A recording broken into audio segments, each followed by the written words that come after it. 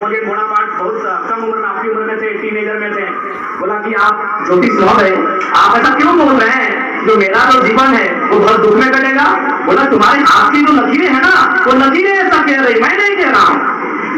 उस पंडित ने, उस ज्योतिष ने क्या कहा कि तुम्हारे हाथ की जो लकीरें हैं वो लकीरें कह रही कि तुम्हारा जीवन खराब होगा, मैं ऐसा नहीं कह रहा हूँ। नेपोलियन बोनापार्ट ने जरा भी समय नहीं गवाया, क्योंकि उनका बचपन से ख्वाहिश था कि मैं बड़ा होकर एक सैनिक बनूं। बचपन से अपनी वो कमर में एक छोटा सा चाकू छुरी, क्या बोलते हैं, समझ रहे, चाकू छुरी लेकर चलते थे। नेपोलियन बोनापार्ट ने उस छुरी को, चाकू को निकाला, उस ज्योतिष के सामने अपने हाथों पे रखा जहां लकीरें हैं, और एक बार ऊपर से, दूसरा राउंड नीचे से।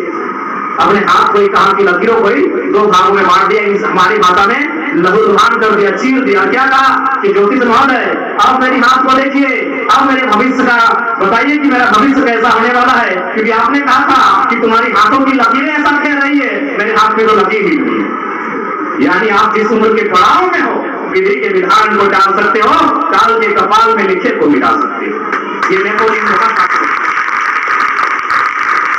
इसलिए जो भी कुछ करना है अपनी मेहनत के दम पे करना है, किस्मत के भरोसे मत रहो। जिनकी हाथें नहीं उनका भी किस्मत होता है कि नहीं? जिनकी हाथें नहीं है, दोनों हाथें नहीं है, क्या उनका किस्मत है कि नहीं? या तो अच्छा या खराब है ना?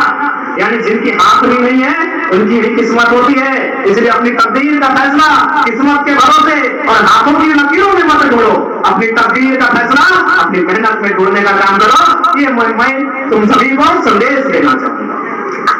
आप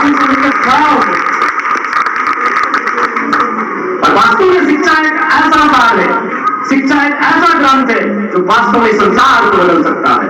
आप महात्मा बुद्ध का नाम सुने? आप लोग लाइटोपेसिया, बुद्ध लाइटोपेसिया, एक सवाल भी आता है हमारे झारखंड में, जीएस में पूछा भी जाता है। आप सिकंदर का नाम सुने? जो जीता वही सिकंदर, ये भी सुने होंगे। सिकंदर यूनान कहते हैं, जिसे आज हम ग्रीक कहते हैं, और बुद्ध भारत का हिस्सा, लेकिन आज वो नेपाल घूमने में चला गया है। बुद्ध का जन्म हुआ था 563 ईसा पूर्व और सिकंदर का जन्म हुआ था 356 ईसा पूर्व, यानी लगभग 200 साल का डिफरेंस था। ज्यादा डिफरेंस नहीं था, दोनों मान के साथ चले गए कि लगभग समांतर कालखंड के थे।